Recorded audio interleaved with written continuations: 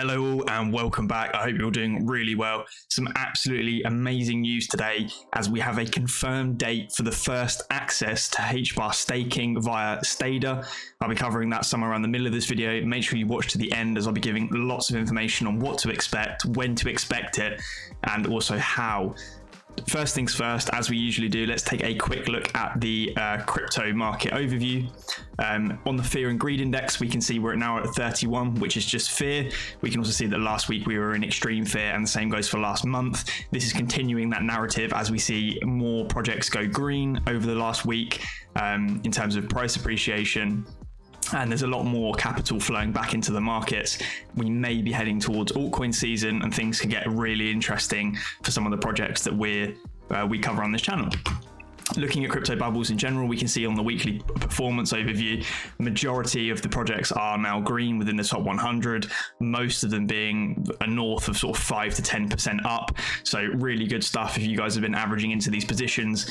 Obviously you're starting to see some fruits from your labor effectively on those positions, and it's really good to see. I'm mega bullish on the next few weeks for the altcoins in general, particularly projects like Hbar, XLM, XRP, and plenty of others as well that we cover on here. Something as well to look at, obviously SourceSwap covered them a few times, did a tutorial on how to purchase up the Plank Epoch NFTs. There's an article here on the Digital Journal. SourceSwap, an innovative DeFi protocol, emerges as the most popular on the Hedera network due to Hedera's new smart contract service, the HSCS. I've said before, I'm pretty sure, and I'm almost nearly 99% certain, that SourceSwap will have one of the first fully functioning DEXs available out of any other project within the Hedera ecosystem, and this may end up becoming a mainstay. Look at what happened with PancakeSwap. It was one of the first to market, and it just has a massive advantage over everything else that comes out. Plenty of copies, but nothing that replicates the features and robustness of the PancakeSwap network on the Binance Smart Chain, and I'm pretty sure SourceSwap will be the same on Hedera. It will probably become the go-to. So getting in early may end up being quite beneficial for those that are interested in Hedera's ecosystem growth and long term on Hedera. Like I said before, mega bullish on SourceSwap, fantastic team, really nice community as well over on the Discord and socials. So make sure you sort of check them out. Lots coming here with crop circles, infinity pools, initial farm offerings, intergalactic cross swaps, games as well. They're also talking about DAOs, so decentralized autonomous organizations. Absolutely tons of different features, utility of NFTs, they're doing it all, and they are continuing to develop at quite a rate. So hopefully we see something very soon on that in terms of its launch. Now for the sort of meat and bones of this video is obviously looking at the staking, and this will be via Stader Hedera. So Stader, if you guys don't know, are effectively a cross-chain staking platform. They cover many different chains, so I think Terra Luna being one of their biggest at the moment, and obviously they are moving into the Hedera space. And they've recently just said that they are opening up staking for the first week of April to early access, which is massive. That's literally within the next 2 weeks or so. We will be able to stake Hbar tokens within the network. We can also see Saucer Labs replying to this, saying liquid staking provided by dApps like Stader Hbar broadens the horizon for SourceSwap and all DeFi on Hedera.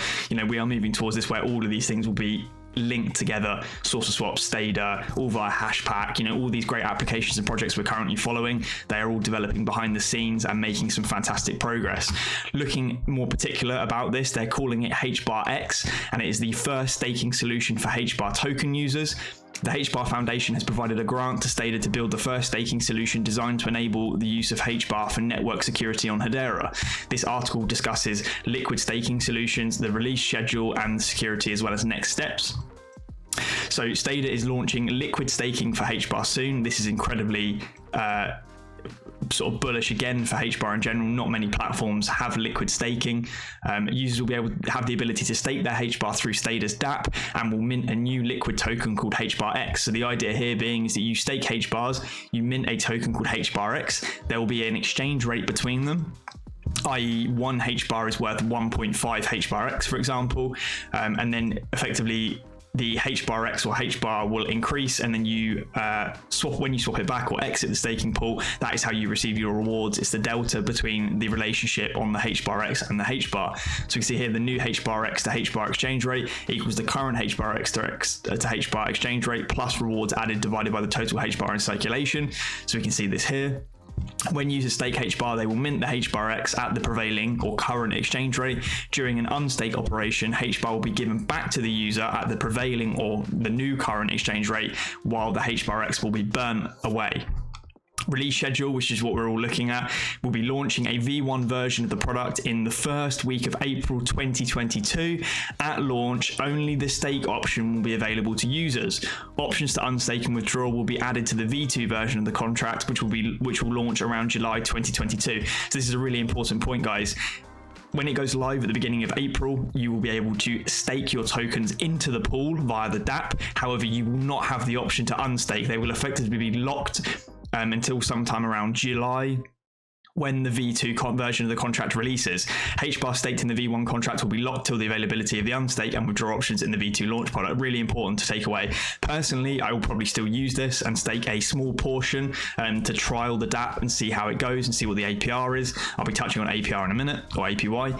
Security. At Stader, we always give the highest priority to the security of our smart contracts and thereby the safety of users' funds. In keeping with that theme, we will be undergoing a third-party audit of the V1 contract, and our code will be vetted at launch. Additional third-party audits and code reviews will be conducted for the V2 product and beyond. The next steps, we are in active discussions to support multiple wallets at launch. Details will be supported for wallets will be announced soon. We'll also be adding support for new wallets on a regular basis after launch. Rewards are being finalized, as well as we will come back with a detailed post on user rewards and associated caveats.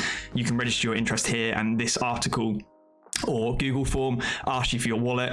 I would say just make sure you have a Hashpack wallet. They are integrated with absolutely everything. They are the leading sort of wallet in the space at the moment. They have a fantastic dev team and roadmap, and they are in active discussions with a lot of these platforms. I am almost 100% certain Hashpack will be supported, as it is on these other dApps and developing DEXs. Make sure you've got a Hashpack wallet, guys. Talking about the expected APR or APY, I did release a video a long time ago talking about the theoretical APR, APY, and I think it might be in the range of sort of 5% if we're lucky on the top end. Talking about it though, it's really important to note, this is obviously simulating Ethereum's staking rewards, but it's fairly similar for every single project. What we can see is the estimated APR on the y-axis obviously increases up towards say 100%, and then on the x-axis the relationship between the total amount of Ethereum, or in this case Hbar, staked as a percentage of the circulating supply. So what we can see here, as the percentage of staked tokens increases, the APR drops, and this is for a simple reason, that it's being distributed among more holders. So if we assume, say that a large portion of the Hedera tokens will be staked or locked away, then the APR or APY rewards will decrease as a direct result, as effectively the rewards get diluted. If any of you guys have used the DeFi platform PancakeSwap for staking, you guys will know this firsthand. A new project will launch, it will have an APY in the thousands, and then over time, as more of those tokens get locked up in the staking protocols and smart contracts, the APR and the APY begins to decrease. On the flip side of this is again bullish for the price of Hbar. If we see a large percentage of the Hbar circulation get staked, that effectively removes some of the supply from some of the circulating supply. This therefore sort of simulates a supply shock, and we kind of see price appreciation from that, which is mega bullish anyway. And then as well, it's also a draw on the network for new users, because there is the option to stake tokens. So people may enter the Hedera ecosystem knowing that, you know, they see a long-term future, but not only a long-term future, they currently have the option to stake and earn a little bit of yield whilst they wait for the project to really sort of grow its roots and take off. So there's kind of two benefits there that should benefit the price in the long term, regardless of what the APR or APY is. Absolutely mega bullish on this. As soon as the platform is unlocked, I will release a video on how to utilize the Stader platform and stake your tokens. Like I said, I'll probably stake somewhere around 25% of my current holdings into the platform, and then await July and see what the rewards are done, etc., and whether I want to add more. Absolutely amazing. Talking about the general crypto markets, there's some more bullish news happening. Crypto.com, a very large exchange, particularly in the United Kingdom, has become an official sponsor for the 2022 FIFA World Cup in Qatar. So obviously this is going to be seen by absolutely millions of users, and it's again really bullish for sort of crypto adoption in general. You'll have football fans seeing this live on TV, broadcast around the world towards the end of 2022 when it's hosted in Qatar. Amazing news. Something I've mentioned quite a lot as well, about how early we are, and this is a really nice chart showing the typical technology adoption by Everett Rogers, so the diffusion of innovations. And realistically, we are somewhere around here. We're in the innovator early adopter stage. Less than sort of 30% of people, for example, in the United States, even hold crypto, let alone know how to buy it. So we're definitely around here. And what we see is over time, as the adoption majority picks up, the value begins to increase, and then you get to this laggard thing where things kind of stabilize and it becomes a bit more mainstream. So we are still mega early, and it's really important to note that, albeit, you know, comes with lots of risk, but very bullish for those of us who are in this space and learning each and every day as it goes. As each and every day passes, we learn more and get more integrated into the systems that we see. Some more bullish news as well from the United States, as the Florida governor Ron DeSantis has announced the state is working to allow businesses to pay taxes in Bitcoin as well as other cryptocurrencies. Again, this is absolutely massive. It just opens these doors for companies to integrate and interact with governments via cryptocurrency, and this again just opens the doors for sort of mass adoption. If you've got companies paying their taxes in cryptocurrency, then why can't they pay their employees? Some high profile CEOs are paid in cryptocurrencies. It may become more mainstream, and you just pick up this adoption narrative. It becomes the done thing. You know, other businesses are doing it, why can't we do it? How do we get crypto wallets? How do we buy crypto? These all become the common questions as you see your peers effectively doing it. You know, peer pressure is quite the thing. One of the last things as well is India's government is working to classify Bitcoin and cryptocurrencies as goods or services under the GST law. This is quite bullish again as well. If it becomes a goods or service, it's no longer it basically has different implications for tax, and this could be quite bullish for India. Don't forget, India, I believe, now has the world's largest population, or it's very close to China's population. It is a massively developing economy, and it is becoming a superpower. You know, it probably will in the next sort of 10 years or so. So India's adoption of cryptocurrencies is a very, very big thing, and is much more important than we realize. The final thing I want to round up this video with is the interest in NFTs. I saw this interesting chart talking about the Google search interest for the term NFT from March 21 to 2022. Obviously, towards the end of last year, beginning of this year, we saw a massive boom in NFTs, particularly minted on the Ethereum network. People were going pretty crazy for them. Lots of people calling it sort of a bubble. I believe NFTs with no utility probably are. If you're buying it just for a JPEG or to have the rights, it probably is. NFTs with utility, such as staking options or additional rewards or early access, I think are still very, very prominent and in high demand. And not only that, there's a really good reply to this, which I think a lot of people misunderstand what NFTs can be used for, because they're currently being used for sort of JPEGs or PNG images or GIFs. But understanding is that NFTs don't just have to be a piece of art. It could be a title to a property, car ownership, location of a Russian tank captured in Ukraine, etc. The more important to the masses if that's true, and it 100% is. Look at these places like the Sandbox and the metaverse. You know, all of these sort of digital assets could be NFTs. It doesn't have to just be a PNG or a JPEG. A website ownership, a domain name could all be an NFT. Your car ownership could be an NFT. It could be a world in which in the future houses are NFTs and you just openly buy them on the market, and then suddenly you have the title deed to a house because you own the rights to it via an NFT. It does not just have to be art.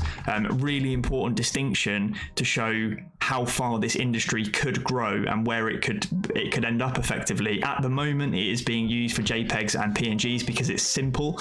But we are already seeing developments in this space with big businesses moving into Web 3.0. Look at Instagram wanting to incorporate NFTs. That would be paid promotional content that would be sold and distributed via NFTs. Same on the other meta platforms.